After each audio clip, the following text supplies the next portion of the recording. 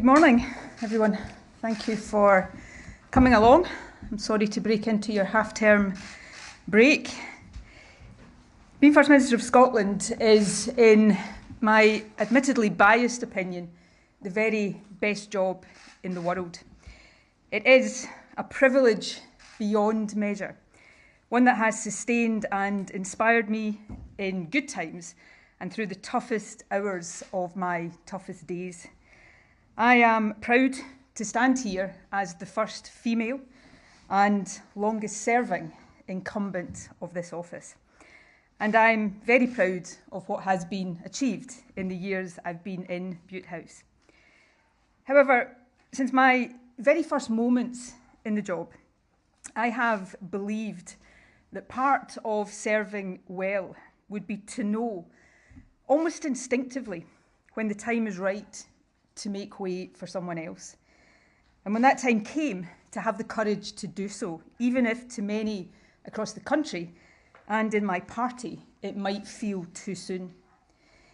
In my head and in my heart, I know that time is now, that it is right for me, for my party, and for the country. And so today I am announcing my intention to step down as First Minister and leader of my party. I have asked the National Secretary of the SNP to begin the process of electing a new party leader, and I will remain in office until my successor is elected. I know there will be some across the country who feel upset by this decision and by the fact I am taking it now. Of course, for balance, there will be others who will, how should I put this, cope with the news just fine. Such is the beauty of democracy. But to those who do feel shocked, disappointed, perhaps even a bit angry with me, please know that while hard, and be in no doubt, this is really hard for me, my decision comes from a place of duty and of love. Tough love, perhaps, but love nevertheless for my party and above all for the country. Let me set out as best as I can my reasons. First, though I know it will be tempting to see it as such, this decision is not a reaction to short-term pressures. Of course, there are difficult issues confronting the government just now, but when is that ever not the case? I have spent almost 3 decades in frontline politics, a decade and a half on the top or second top rung of government. When it comes to navigating choppy waters, resolving seemingly intractable issues, or soldiering on when walking away would be the simpler option, I have plenty of experience to draw on. So if this was just a question of my ability or my resilience to get through the latest period of pressure, I wouldn't be standing here today, but it's not. This decision comes from a deeper and longer term assessment. I know it might seem sudden, but I have been wrestling with it, albeit with oscillating levels of intensity for some weeks. Essentially, I've been trying to answer 2 questions. Is carrying on right for me? And more importantly, is me carrying on right for the country, for my party, and for the independence cause I have devoted my life to? I understand why some will automatically answer yes to that second question. But in truth, I have been having to work harder in recent times to convince myself that the answer to either of them, when examined deeply, is yes. And I've reached the difficult conclusion that it's not. The questions are inextricably linked, but let me First Minister for over 8 years. And I was Deputy First Minister for the best part of 8 years before that. These jobs are a privilege, but they are also rightly hard, and especially in the case of First Minister, relentlessly so. Now, to be clear, I'm not expecting violins here, but I am a human being as well as a politician. When I entered government in 2007, my niece and youngest nephew were babies, just months old. As I stepped down, they are about to celebrate their 17th birthdays. Now that I think about it, that's exactly the age to be horrified at the thought of your auntie suddenly having more time for you. My point is this: giving absolutely everything of yourself to this job is the only way to do it. The country deserves nothing less. But in truth, that can only be done by anyone for so long. For me, it is now in danger of becoming too long. A First Minister is never off duty. Particularly in this day and age, there is virtually no privacy. Even ordinary stuff that most people take for granted, like going for a coffee with friends or for a walk on your own, becomes very difficult. And the nature and form of modern political discourse means that there is a much greater intensity, dare I say it, brutality to life as a politician than in years gone by. All in all, and actually for a long time without it being apparent, it takes its toll on you and on those around you. And if that is true in the best of times, it has been more so in recent years. Leading this country through the COVID pandemic is by far the toughest thing I've done. It may well be the toughest thing I ever do. I certainly hope so. Now, by no stretch of the imagination was my job the hardest in the country during that time. But the weight of responsibility was immense. And it's only very recently, I think, that I've started to comprehend, let alone process, the physical and mental impact of it on me. So what I'm really saying is this: if the only question was, can I battle on for another few months, then the answer is yes, of course I can.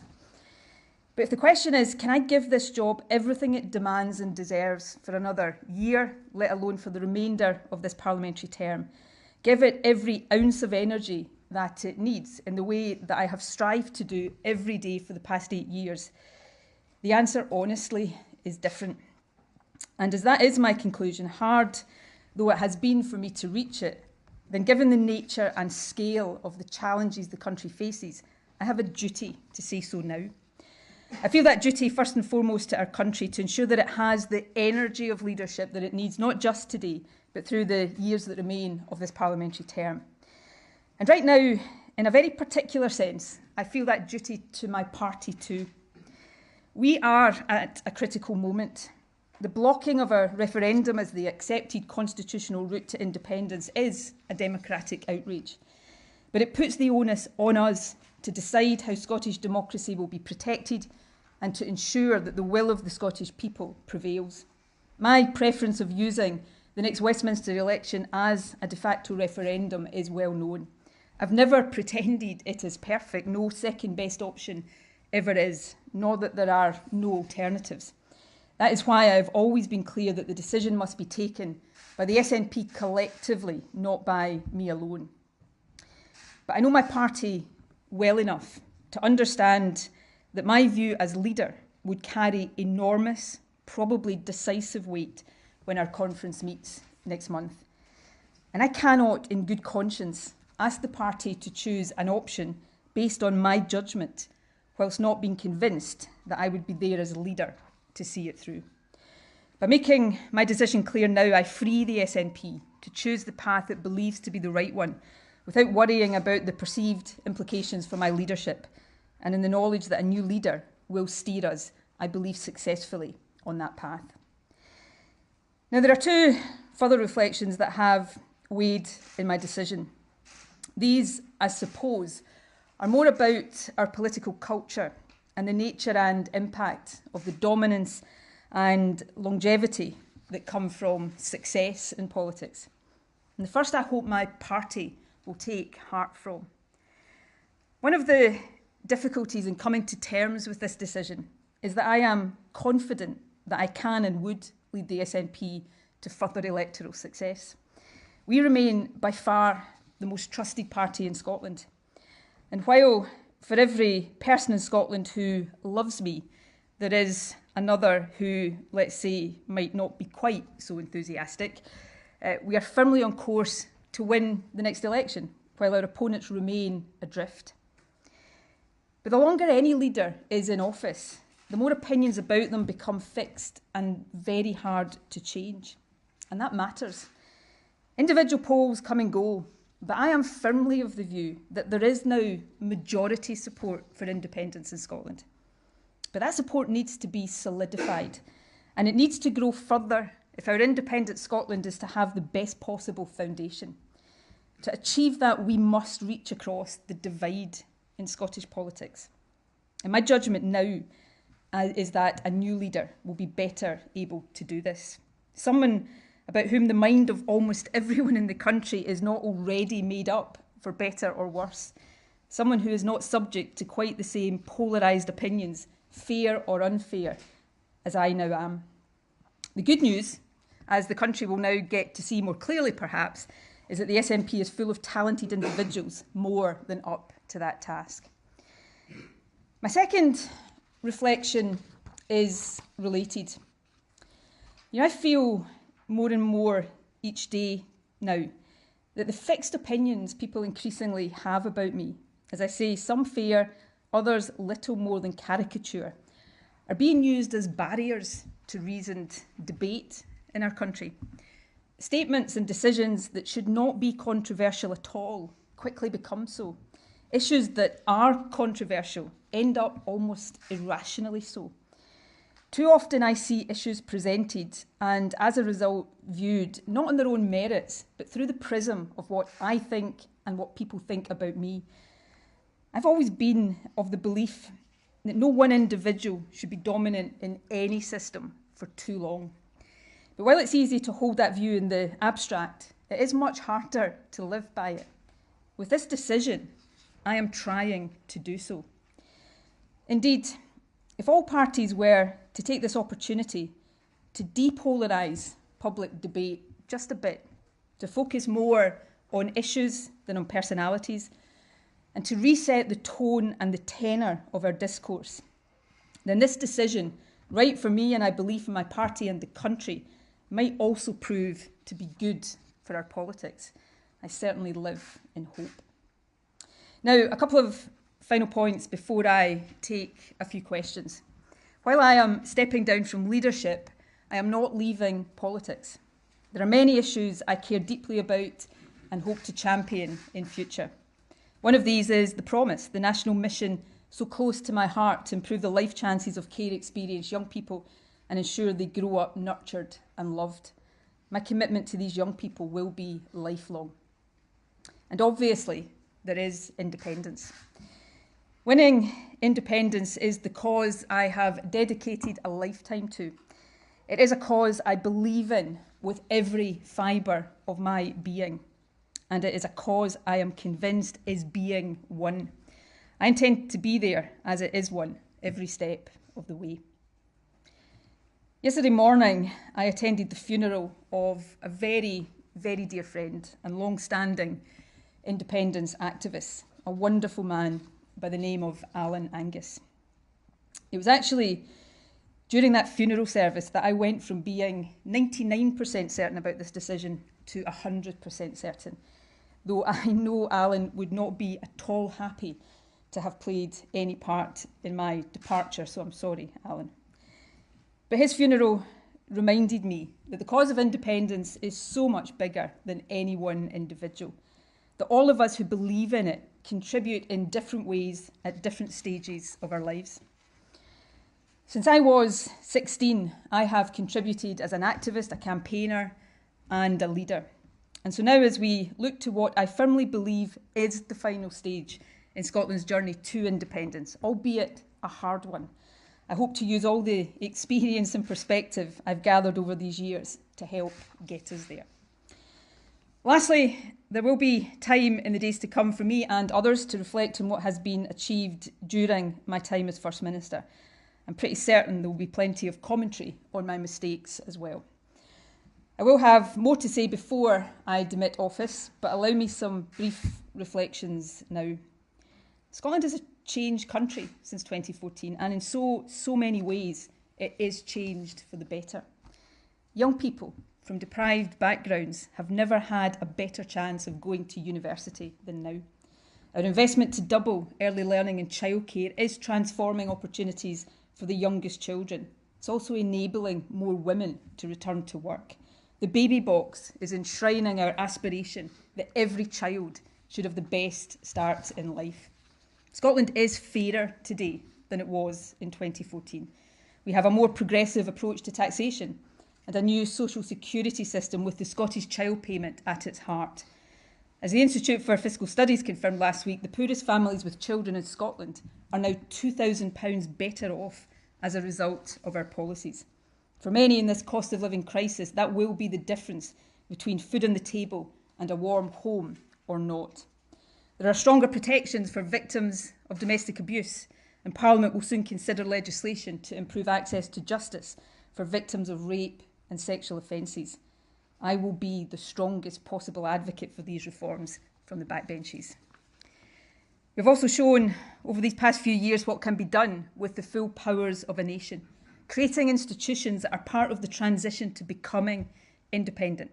New tax and social security agencies, a network of trade hubs across the world, and a state-owned investment bank ready to help the country reap the industrial benefits of our vast renewable resources. There is so much that I am proud of, but there is always so much more to be done. I look forward to watching with pride as my successor picks up the baton. There will also be time in the days to come for me to say thank you to a very, very long list of people without whom I would not have lasted a single day in this job, let alone 8 years. I won't do so today. I might inadvertently forget someone or perhaps more likely start to cry.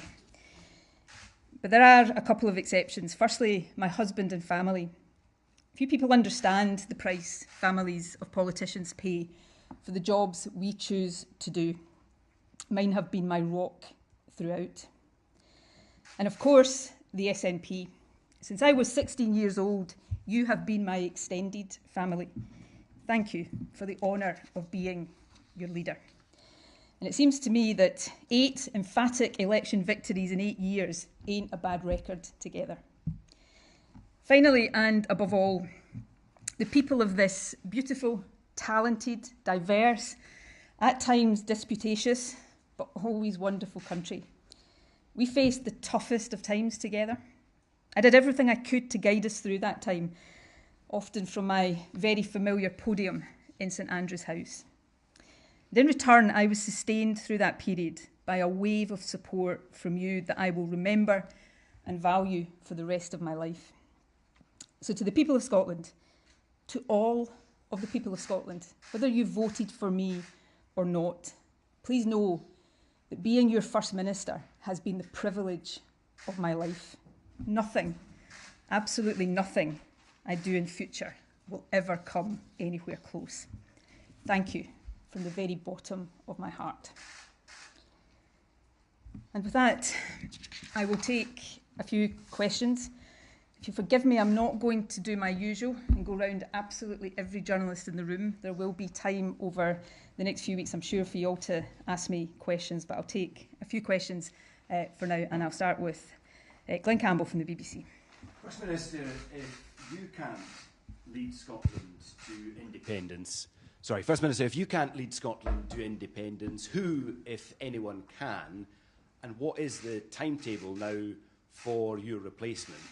And on a slightly lighter note, do you now owe Douglas Ross £100 as a result of a bet? I think it was 50, so if he's already inflated it to 100, we may have words there. I will let Mr Ross have the bet. My party will keep winning the elections. On your other questions, on the timetable, that's a matter for the SNP National Executive Committee. I'm sure it will set out the timetable for the election of a new SNP leader over the coming days, and I will demit office when my successor has been elected, and then, obviously subject to the will of Parliament, elected as the new First Minister. And this is a question that no matter how many times you ask it of me over the next few weeks, no matter how many inventive ways you find of asking it, I am not going to say who my preference will be to succeed me. What I do know is that the SNP is awash with talented individuals. One of the things that I've often reflected on is that when a political party, any political party in any country has very dominant individuals, others, through no fault of the dominant individual, I should say, and not sometimes for the want of trying, often others become a bit eclipsed there. So what I am looking forward to, and I think the country will enjoy over these next few weeks, is seeing that talent and seeing the array of talent. I believe I have led this country closer to independence. I believe we are in the final phase of that journey. I think it will be hard because now we have the dual challenge, the one we always had of convincing a majority, a solid, sustainable majority of the merits of independence, but also secondly, a challenge that is new of finding, in the face of Westminster anti-democratic opposition, that democratic route to allowing the will of the Scottish people to be expressed. And I believe that my successor, I firmly believe that my successor, whoever he or she may be, will lead Scotland to independence. And I'll be there cheering him or her on every single step of the way. Conor Gillis from Sky. Thanks, First Minister. You say that you've been wrestling with this decision for a number of weeks now, and it's not in reaction to some issues over the last couple of weeks, couple of months. Do you believe, though, that the issues, and particularly the row around transgender prisoners, was the straw that broke the camel's back here?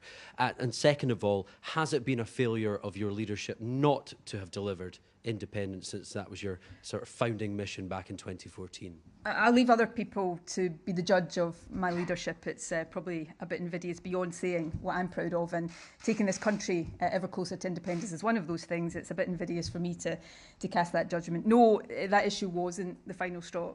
Look, I'm long enough in the tooth. I've been in politics, as all of you know, for a long, long time. I'm not going to stand here and insult your intelligence and say that I live in a world that is divorced from the realities of what is going on around me. But it's not the case that this decision is because of short-term issues. I've faced more short-term issues from time to time over my years in politics than I care to remember. And if it was just that, I wouldn't be standing here today. What I would say, though, is this, and I did allude to this in my remarks. I suppose when I look at some of the issues that are being hotly debated in Scotland right now, one of the things that I do regret, I suppose, is not being able to bring a more rational approach to these debates. And I think that goes back to some of what I said earlier. These debates, some of them, one in particular right now, is obviously controversial in its own right. But I think layered on to the top of that, there has been people's views about me, about independence, and suddenly debates that should be rational and that we should be capable as a country of having rationally become something very different. I will always be a voice for inclusion, for quality, equality, for human rights and dignity. I have been, am and will always be a feminist. I will fight for women's rights and I will stand up against threats to women's rights every day that I have breath in my body. But I'll also stand up for any stigmatised, discriminated against, marginalised and vulnerable group in society. And I believe, and call me, you know, an optimist. Not many people call me an optimist, but I am at heart an optimist. I believe these things can and must, in any progressive, liberal, inclusive society, find ways of coexisting. And whatever role I play in politics in the future, I will always seek to do everything I can to turn that into a reality. Colin Mackay. How have you gone from having plenty in the tank 3 weeks ago to an empty tank today? What is it that's changed over the last few weeks? You've mentioned some things. The only thing you didn't mention is the police inquiry into the party's finances. Look, these things are not the reason I'm standing here today. These are not factors, nor will my decision today affect these things, and all of these things will take their course. I said something in my remarks that I appreciate will divide opinion in Scotland. I'm a human being, and every human being every day wrestles with a whole load of conflicting emotions. And over the last number of weeks, probably since around the turn of the year, you know, I've been struggling with just that. You know, I get up in the morning and I tell myself, and usually I convince myself that I've got what it takes to keep going and keep going and keep going. But then I realise that's maybe not as true. And you go through a process of just deciding where it is and that decision you're going to fall. And that's the decision I've come to today. I could go on for another few months. I don't know, 6 months, a year maybe.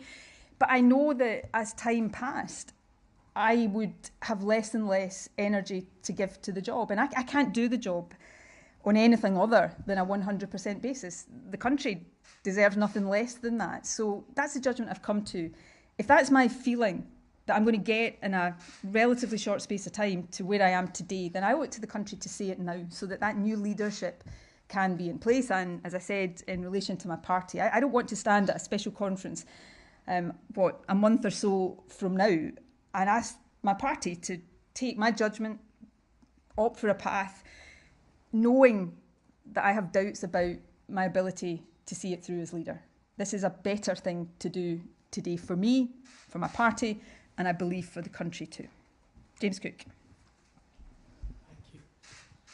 First Minister, I think it's fair to say that the NHS is in a really serious situation. The attainment gap between rich and poor pupils, which you'd said was one of your core missions as First Minister, remains pretty wide. And despite what you're saying today, polls suggest that you've got nowhere near creating a sustained majority for independence. Do you have regrets about one or any of those issues? Oh, again, James, I'm a human being. I don't know if you've got regrets about things in your life. Of course, I've got regrets about all sorts of things in my life. And as I reflect on my time as First Minister, there'll be things I am hugely proud of and things that I regret. And if I had my time again, I might do differently. And forgive me, there'll be plenty of time for me to do that. I'm sure be plenty of time for you to do that, and I'm sure you will. So, yeah, but I'm proud of my time as First Minister. But I'm also proud that I know when it's time to move on and to pass on to someone else. The country, the cause I believe in, my party, everything is bigger than any politician, no matter who they are and no matter how dominant they've been for no matter how much time. Politicians come and go all the time. The country is what matters, and the future of the country is what matters. I'm proud of the part I have played and hope to continue to play in a different capacity in building the future of this country. But I think in terms of leadership, it's time for someone else. I think the easier sometimes thing to do, and the thing that traditionally politicians tend to do, is just to cling on and on and on and on and on until everybody is sort of pushing for you to go. It's harder because there's always reasons not to. Yeah, if I stay a bit longer, I can do this. If I stay a bit longer, something might happen. It's always easier to find the reasons not to make a decision. I think it's better to make the decision when you know in your heart that it's the right one for you and for your country. I'm not sure I want to say this sentence actually. I will be 53 this year. I entered Parliament, when I was 29. I've been in government since I was 37. I have literally done this in one capacity or another for all of my life.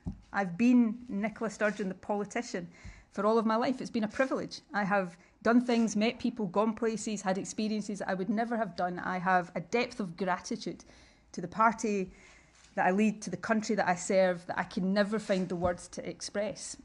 But having reached this stage in my life, maybe I want to spend a bit of time on Nicola Sturgeon, the person, the human being, and contribute differently. And does that sound in some ways selfish? I hope it doesn't, because I have given and will, in whatever way I can, continue to give everything I can in service to this country. But I need for me, and I think it's right for the country, to do that in a different way in future, and that is what I'm seeking to do. And the more I talk, the more convinced I am that this is the right decision for me. I'll take Louise Scott from ITV. I'm going to end up doing what I said I wouldn't do. I'm not going to do that. Louise. First Minister, we've heard rumblings of divisions within the party in recent weeks, particularly around certain issues. Ultimately, did you lose trust in your leadership from certain key members of your party? I think you'd have to ask individuals to give their views on my leadership. I think any objective analysis would suggest that that's not true. I enjoy the risk of sounding immodest here, which, as you know, I never like to do. But I, even in times that would be described, have been described by most of you as tough, I enjoy approval ratings after 8 years in government that most leaders would give their right arm for. So, yes, of course, the longer any leader is in office, the more people will find things to disagree with you on, because nobody agrees with any other person 100%. And that concept of, that whole idea of longevity in politics, the longer you lead, the more, you will find issues that people find it hard to agree with you on. But, I believe I could, if it was just about, can I lead this country forward, certainly the party to electoral success, the answer is yes. But it is much deeper than that, which is what I've been trying to give a sense of today. Who will we have next? Kieran Jenkins. First Minister, you said, judge me on my record, didn't you? You remember saying that in the context of the education attainment gap between the best and the worst off pupils. Now is surely the time to do that. Do you think you failed those young people? No, I don't. You made a promise, you didn't deliver it. The NHS is in a pretty perilous state. Drugs deaths have been catastrophic. When you look back, do you wish it were different, that you could have been more successful in those areas in which you've had complete or considerable control? Well, I'll refer back to a question one of your colleagues asked me about, anybody taking stock of the things they're proud of, the things they wish they could turn the clock back and do differently, and I'll do that. And you use the terms judge me. One thing I can be absolutely certain of is people will judge me. There's been no shortage of judgments on me and what I've done or not done in office, and I'm pretty certain that will continue. But if you take young people, today, and I remember, possibly including by you, but certainly by plenty in this room, being challenged on this when I became First Minister, about the attainment gap in access to university. Today, we're on track to close that. If you're a young person from a deprived background or a background like the one I come from, you've got a better chance than you've ever had before of going to university. At the other end of the education system, that fundamental investment in expansion, doubling early years childcare and education is transformational. Effects won't be seen immediately, but the effects that will have as children go through the school system are considerable. The NHS everywhere, health services are under pressure. This country is the only one in the UK that has not faced industrial action in our health service because of our approach to working with those in the service together in partnership to tackle these challenges, and that will continue. So on a whole range of these things, I'll have plenty of time to reflect at greater length, and I'm pretty certain all of you will reflect at length. But one thing is for sure, there will be no shortage of judgment on me and my time as First Minister. Right, I'm going to take a couple more, and Alan Smith from Bauer is the next one. Thank you, First Minister. You spoke about this has been something you've been thinking about a matter of weeks and not in response to short-term pressures, but at what point did you start to consider it? Was there a particular moment those weeks ago, and who did you have conversations with at that time about whether or not this is the right decision to take? I've been thinking about it. I used the term in my remarks with oscillating intensity, and that's true. There are some days, I wouldn't have thought about it at all because frankly, too much else. And then other times it's weighed more heavily. I don't know, possibly a couple of weeks ago it just started to crystallise a bit more, but it inevitably, again, here's the human thing, it always takes you a bit of time, I think, between the point where probably deep down inside you've made a decision and being able to actually admit that to yourself before you even start telling other people. So I couldn't pinpoint the exact moment, except that sitting in the funeral service for Alan yesterday, surrounded by SNP members, mourning somebody that 89 years old had campaigned all his life for independence, it did have that clarifying effect that stepping down as leader doesn't mean I stop contributing to the cause of independence. It doesn't mean you stop making a contribution. Everybody has their time, and I think in leadership one of the hardest but one of the most important things to do is know when that time is up. In terms of who I talked about, it obviously my close family, the small number of friends. One of the things in leadership you really, really do learn is who your true friends are in life. And, you know, so if you're one of the small number who, mainly because I wouldn't have been able to tell you without crying over the last 24 hours, I didn't phone but texted this morning just before the news broke, know you're one of those friends. And thank you for all your support. And Neil Pooran from PA. Thanks, First Minister. First of all, can you just confirm if you'll be staying on as an MSP and what kind of issues you'll be campaigning on as an MSP? And also, will the cooperation agreement with the Scottish Green Party need to be renegotiated now if you as First Minister are no longer in that role?